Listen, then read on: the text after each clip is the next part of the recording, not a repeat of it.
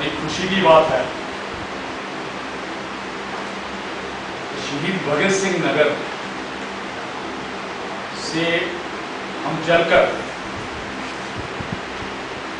दूसरों को मार्गदर्शन करने निकले।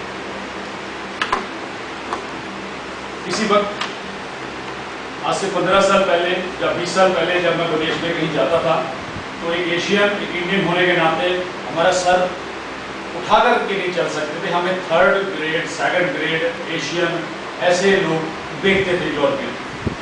लेकिन पिछले 15 सालों से या 10 सालों से हमारे देश ने इतनी तरक्की की है, चाहे वो एटमी शक्ति के रूप में, चाहे वो हमारे इंटरनेशनल रिलेशंस में, कि हम हर भारतीय अभी किसी भी हम यूरोपियन या अमेरिकन से कम नहीं हैं, बल्कि हम उनसे आगे हैं। और ये सोच जो मेरे अंदर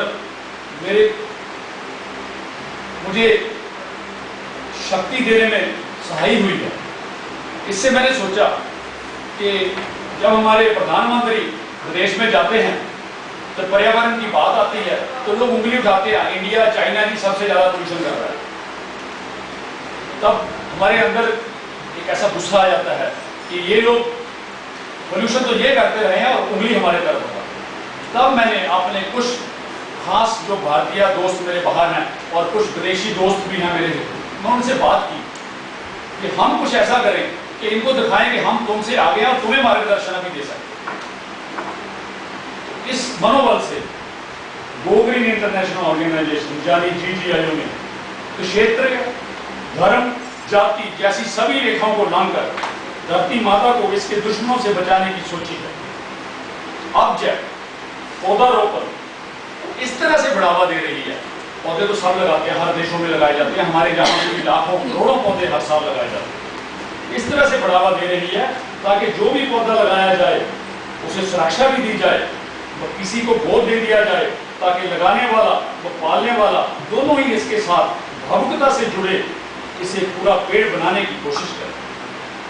GGIO में इस रीति को सामाजिक तौर पर सक्रिय व जिम्मेवार लोग पास इट ऑन का एक सिद्धांत है कि मैंने आपके घर के आगे एक पेड़ लगा दिया और आप अगले अपने घर वाले, अपने जो अगले पड़ोसी हैं उनके घर में लगा दिया, इस तरह चेन बनती जाएगी।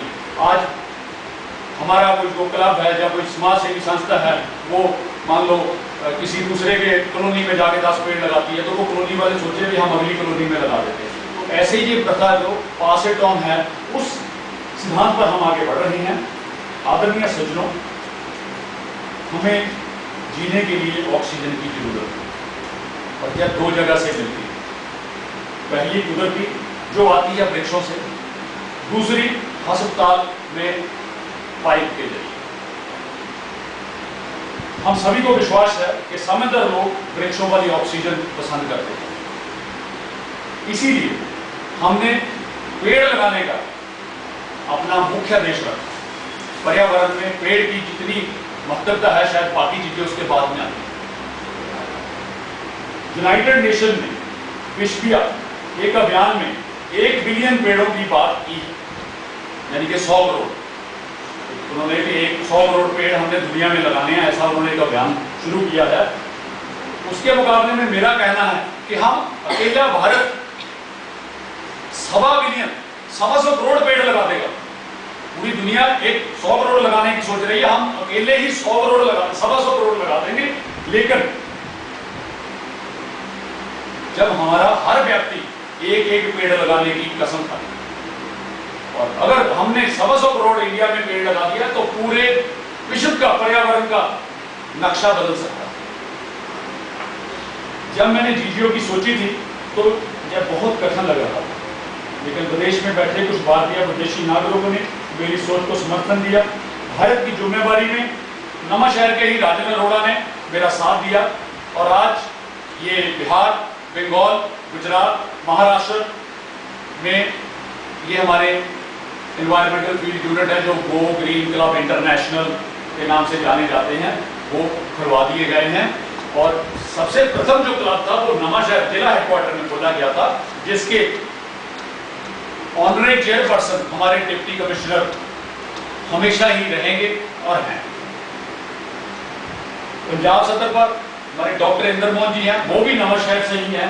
उन्होंने दूसरे जिलों में इसका प्रसार करने की जिम्मेदारी ली है और इसमें हम 6 जिलों में पहुंच चुके हैं, लुधियाना, जलंधर, गुरदासपुर, मोहाली, रोपड़, और बहुत जल्दी ही होशियारपुर और बठिंडा को जोड़ा जाएगा। होशियारपुर की बात हो चुकी है, वहाँ के एसएसपी साहब राकेश अग्रवाल जी, जो हमारे इस DGIO के इंटरनेशनल बॉडी के मेंबर हैं, उन्होंने कल ही हमें कहा है कि मैं 15 पुलिस स्टेशनों में 20-20 पेड़ लगाकर इसकी शुरुआत करवाकर फिर वो आगे पूरे जिले में उसको आगे बढ़ाएंगे वहाँ के डिप्टी कमिश्नर जी की सहायता से। अब